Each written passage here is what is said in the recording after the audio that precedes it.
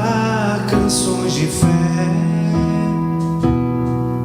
Se nós dissermos que queremos hoje ainda ver o sol, se nossos olhos luzes novas cintilarem e a nossa voz em coro disser sim, sim, então será agora, então será a hora da regeneração, então será agora, então será a hora da regeneração.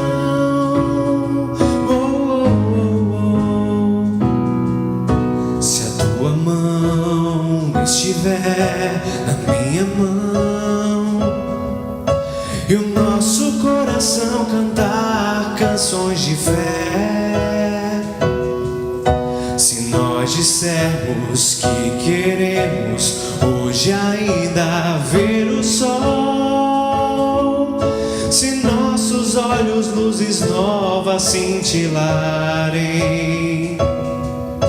e a nossa voz em coro disser sim, sim, então será agora, então será a hora da regeneração, então será agora, então será a hora da regeneração.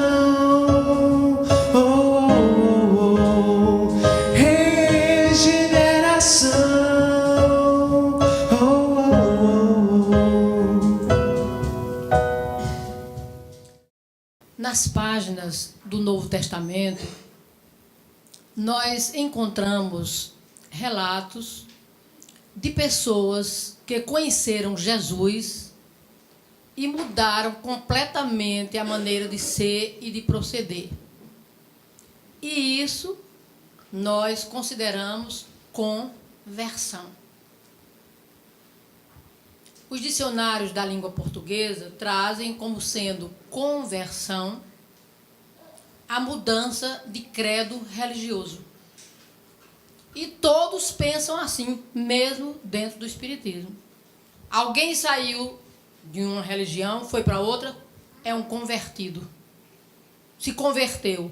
E, na verdade, conversão não significa isso.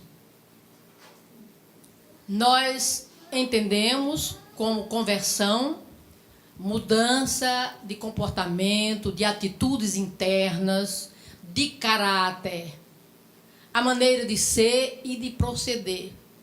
Mudança de hábitos negativos para os positivos. Isto é que significa conversão.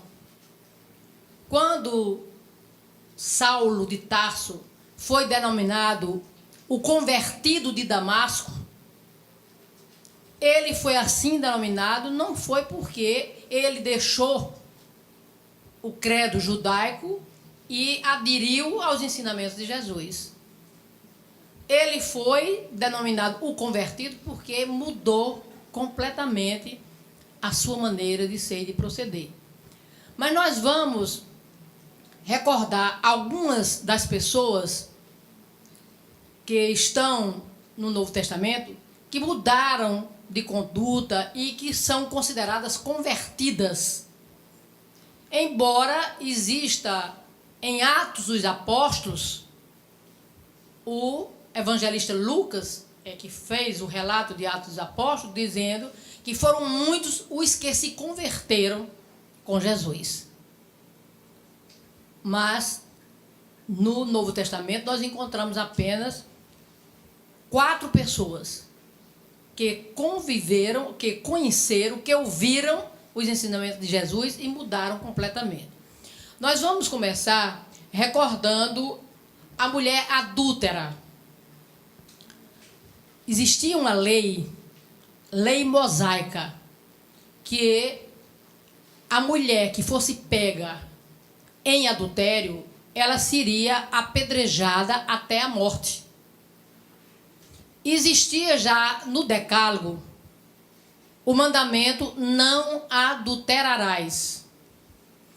E o adultério era somente para a mulher, o homem não adulterava. Jesus é que trouxe o ensinamento mostrando que o homem também adultera. Quando ele disse, aquele que olhar para uma mulher cobiçando-a, já adulterou com ela em seu pensamento. Mostrando também que adultério não é somente o ato físico, mas que nós adulteramos através do nosso pensamento. E levaram à presença de Jesus uma mulher que havia adulterado.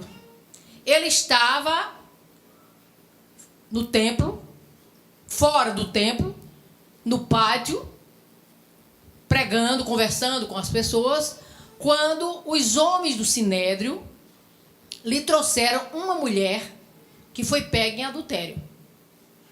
Trouxeram a mulher para que ele, Jesus, julgasse. E isso aí nós consideramos uma armadilha por parte deles. Porque vejam bem, se Jesus perdoasse a mulher que havia sido pega em adultério, ele estava contrariando a lei mosaica. Que a mulher pega em adultério deveria ser apedrejada em praça pública. Se ele julgasse dizendo que ela deveria ser condenada, ele estava contrariando todos os seus ensinamentos de amor. A lei de amor que ele pregava. A importância do perdão, da tolerância, da compreensão. Jesus não tinha saída. O que fez Jesus? Transferiu o julgamento para eles. Eles perguntam a Jesus, mestre, esta mulher foi pega em adultério. Na lei mosaica, ela deve ser apedrejada até a morte. Tu o que dizes?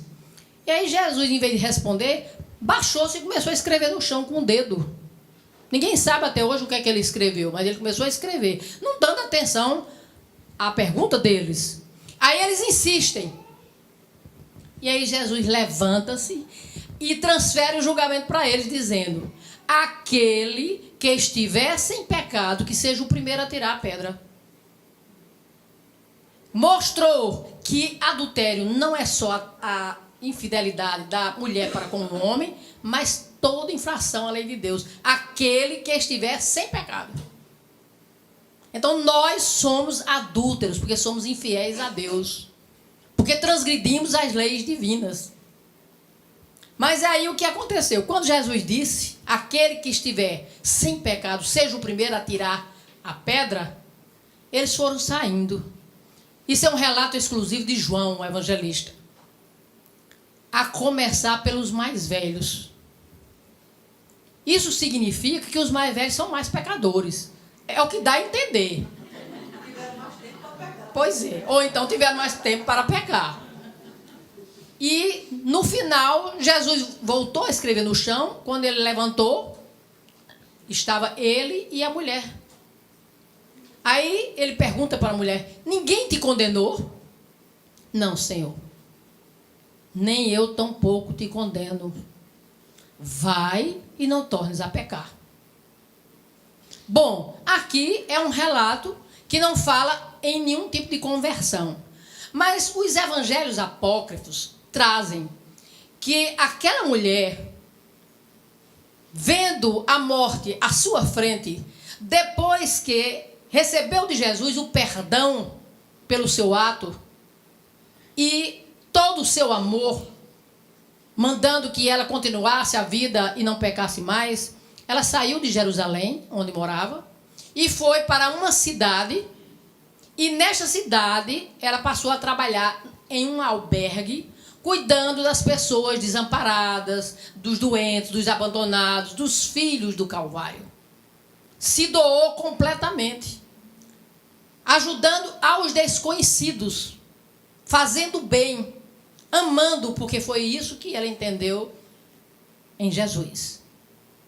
E o tempo foi passando, muito tempo, muitos anos, até que chegou um homem naquele albergue e foi ela quem o recebeu, foi ela quem tratou, e o homem reconheceu que ela era a sua esposa que adulterou. e pediu perdão a ela por ter desejado que ela fosse morta pelo apedrejamento. Ela disse que ele estava perdoado, porque ela aprendeu com Jesus a importância do perdão e do amor. E ele morreu nos seus braços, sendo por ela perdoado. Então isso significa conversão. Mudança de comportamento, mudança de caráter. Aquela mulher que adulterou, ela se transformou, passou a ser uma nova criatura. Mudou completamente a sua maneira de ser. Então, é uma convertida, que muitas pessoas não sabem porque dificilmente as pessoas conhecem o nosso evangelho. Imagine os apócrifos. E são os evangelhos apócrifos que trazem este relato. Uma outra pessoa, mulher também, considerada convertida, conheceu Jesus, ouviu os seus ensinamentos, foi a mulher samaritana. A mulher samaritana, ao encontrar Jesus, ela já tinha tido 6 companheiros. E Jesus solicita dela água para beber. E ela estranha o comportamento, como é que ele, sendo judeu, lhe pede água, porque existia essa animosidade entre samaritanos e judeus. Mas Jesus dá para aquela mulher a água viva, que é o seu ensino. E, bebendo desses ensinamentos, ela se transformou completamente. No relato de João também, não fala na conversão da mulher samaritana. Mas Carlos Torres Pastorino narra na revista Sabedoria, precisamente no trabalho que ele fez, Sabedoria dos Evangelhos, que a mulher samaritana, depois daquele encontro que ela teve com Jesus, da conversação que ela travou com Jesus, ela mudou tanto que evoluiu em escala vertical. E séculos depois, ela reencarnou na Terra como Teresa de Ávila. Teresa de Ávila foi a única mulher considerada pela Igreja Católica como sendo doutora seráfica da Igreja. Só existiam os doutores da Igreja, não existia mulher. Teresa de Ávila foi considerada doutora seráfica da Igreja. Foi uma das maiores místicas que honraram e dignificaram, que honrou e dignificou a raça humana no Ocidente. Então, Teresa de Ávila era portadora de todas as faculdades mediúnicas.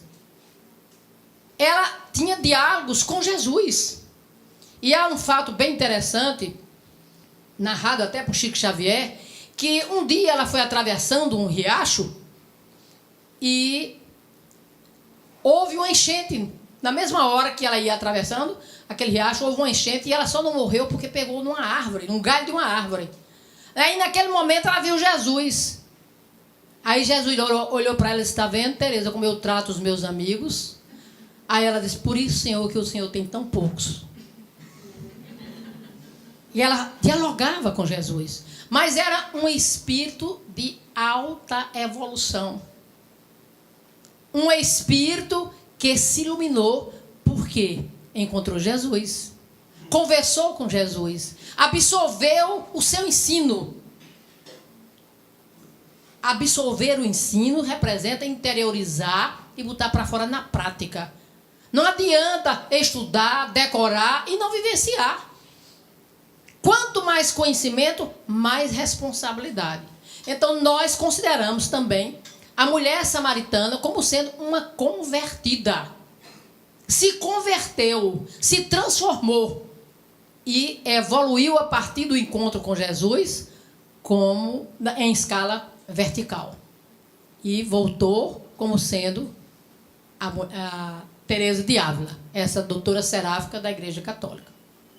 Uma outra personagem, também mulher, Maria de Madalena, que existe uma confusão muito grande dentro do movimento espírita. As pessoas confundem Maria de Madalena com a mulher adúltera. Eu já ouvi um expositor dizendo, porque é adulta, mulher, Maria de Madalena, e Maria de Madalena não foi adulta porque não era casada. Segundo os relatos dos espíritos de Amélia Rodrigues, pela psicografia de Divaldo Pereira Franco, e Chico Xavier, que transmitiu de Humberto de Campos a mensagem sobre Maria de Madalena, ela era uma meretriz. Era uma mulher de muitos homens. Vivia para o corpo e do corpo, porque era riquíssima.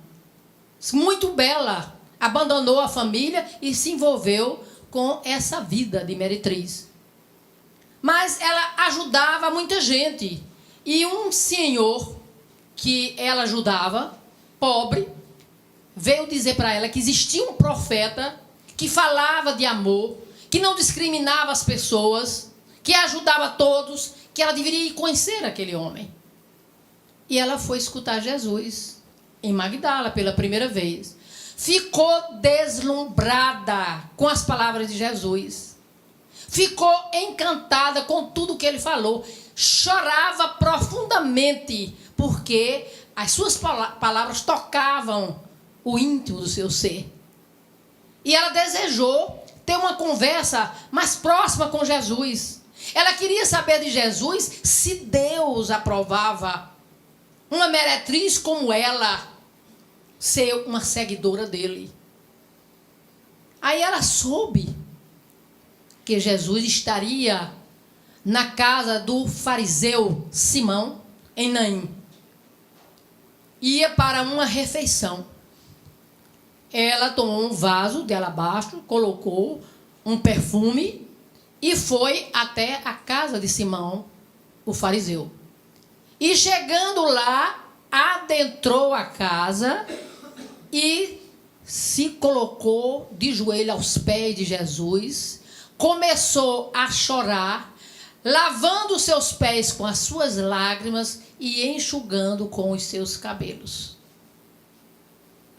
E depois ela pegou o perfume e colocou o perfume nos pés de Jesus.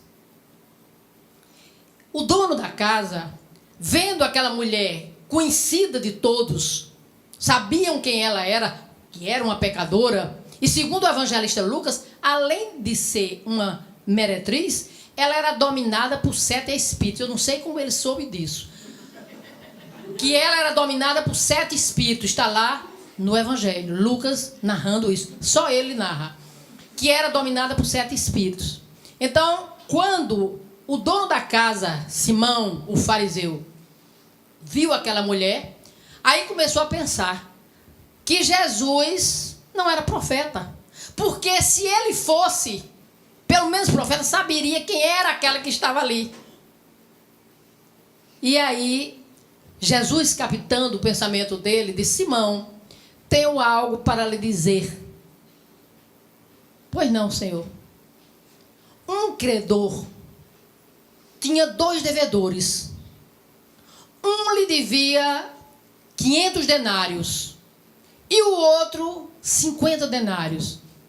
Como os 2 não tinham como pagar, ele resolveu perdoar a dívida dos 2. Qual dos 2 ele mais amou? E aí Simão disse: aquele a quem mais perdoou. Aí ele vai dizer assim: veja bem, entrei em sua casa. Existia entre os judeus, quando alguém era convidado para uma refeição, ao entrar na casa, era osculado o rosto da pessoa, como nós fazemos hoje, naturalmente, cumprimentando as pessoas, osculando o rosto.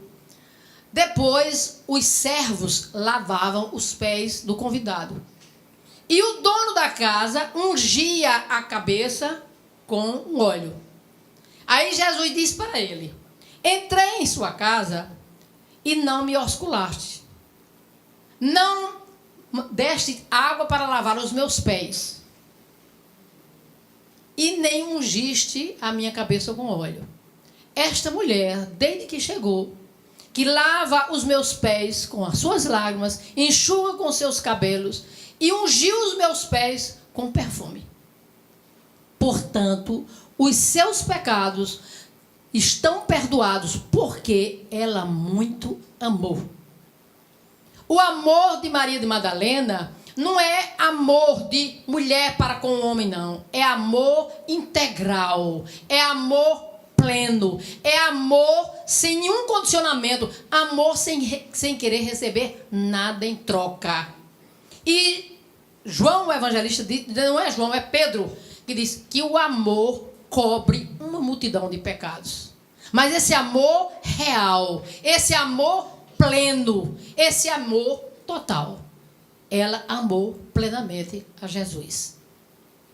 Esta mulher, depois desse encontro com Jesus, depois de sair da casa de Simão, em uma outra oportunidade, ela foi à casa de Pedro, onde Jesus se hospedava. E foi conversar com Jesus. E foi saber dele se ela poderia ser uma sua seguidora, se Deus permitiria que uma prostituta se tornasse uma seguidora dele. E Jesus aconselha a Maria nessa tarefa de amor. Jesus mostra que ela pode cuidar das criaturas abandonadas, amar as pessoas que precisam de amor. E ela disse que era uma desgraçada, que nem filhos ela poderia ter. E ele diz, você pode amar os filhos das mulheres que não querem ter filhos. Existe muito mais amor naquela mãe que o filho não saiu do ventre, mas que ama aos filhos de outras mulheres, do que o amor da verdadeira mãe. E ela, a partir desse encontro na casa de Pedro, que segundo o Humberto de Campos, Pedro, quando passou, que entrou em casa, que viu Jesus conversando, olhou e censurou, porque sabia quem era a mulher. E, naquela época, as mulheres eram muito discriminadas. Na época de Jesus, se dizia que a mulher não tinha alma. Jesus foi quem valorizou a mulher. Então, esta mulher, Maria Madalena, que foi uma meretriz, se transformou, mudou completamente a sua maneira de ser, depois que encontrou Jesus, que conheceu a sua mensagem, essa mensagem de renovação, de iluminação, ela passou a ser outra pessoa. A transformação dela foi tamanha, que foi a ela que Jesus trouxe a maior mensagem que o mundo já teve notícia, a mensagem da ressurreição. Por que que Jesus apareceu em primeiro lugar a ela, Maria de Madalena?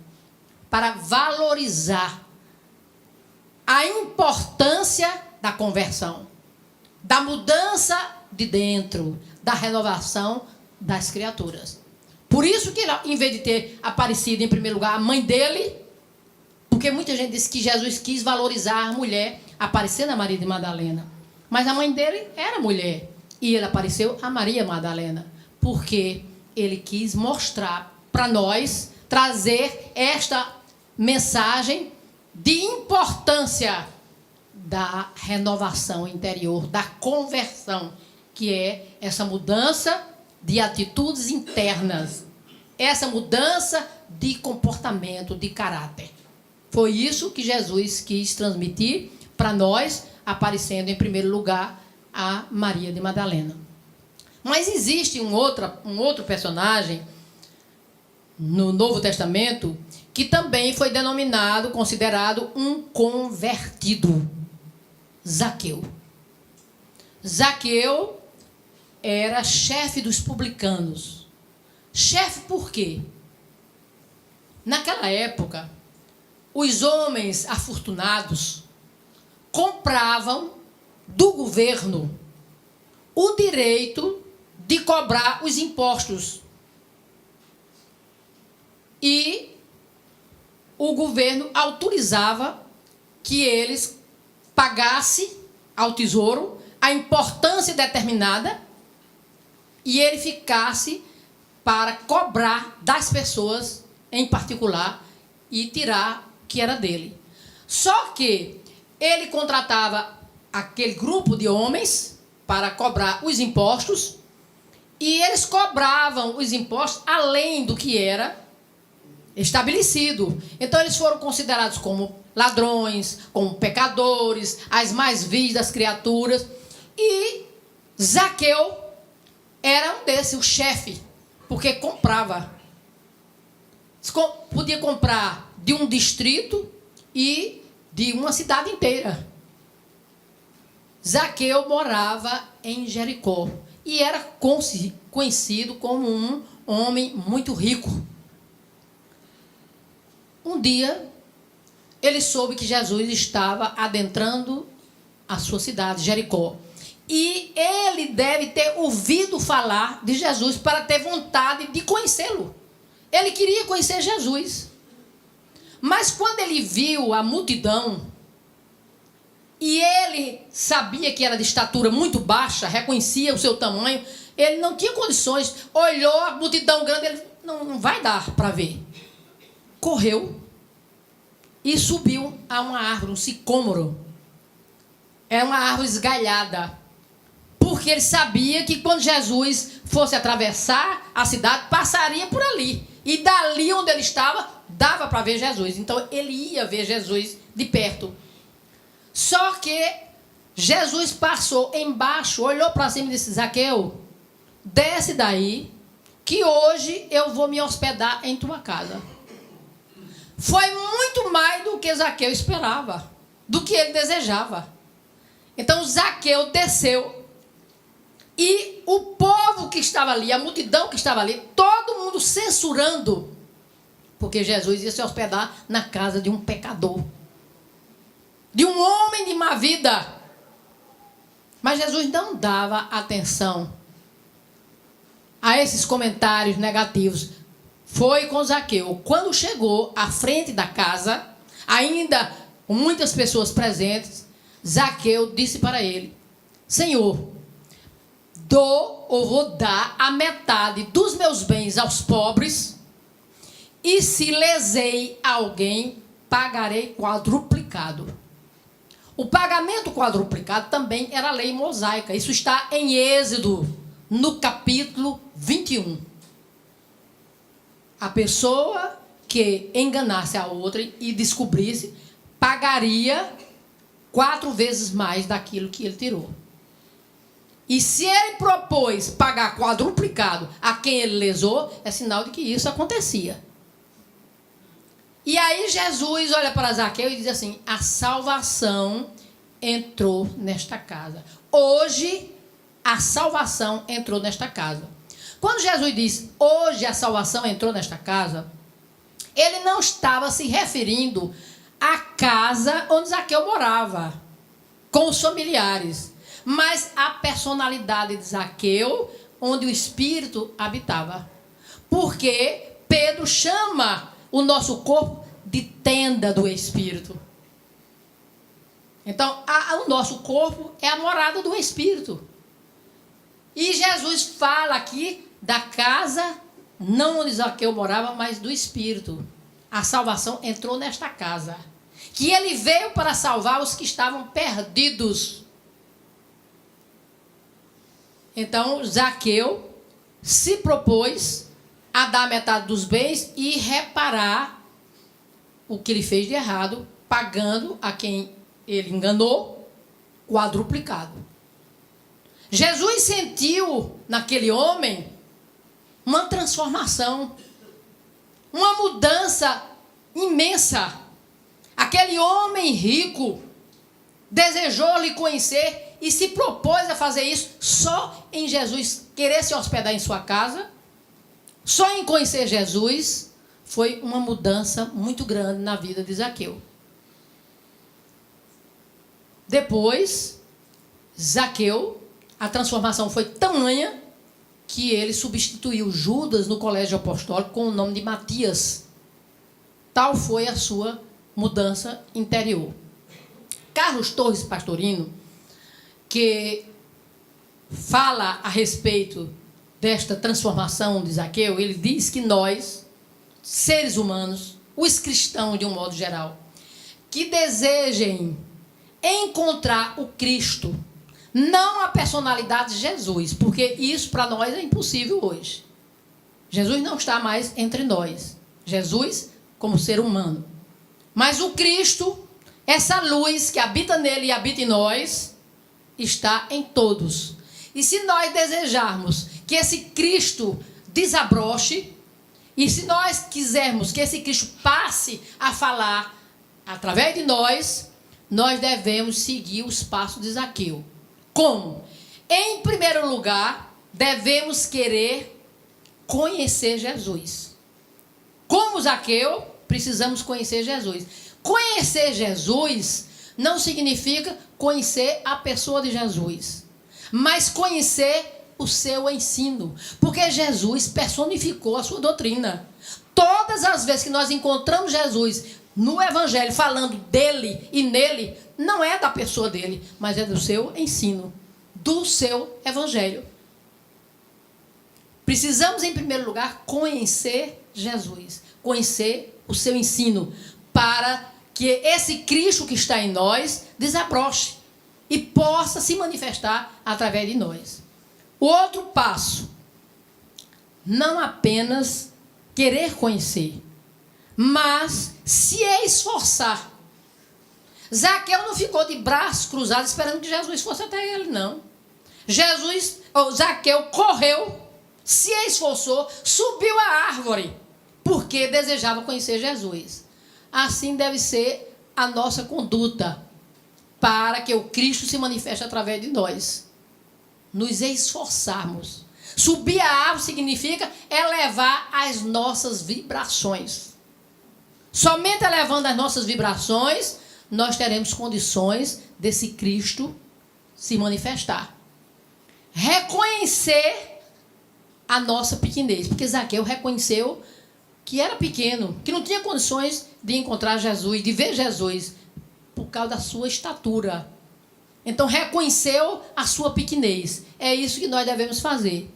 Ter humildade, que é importante, é a virtude por excelência, a humildade.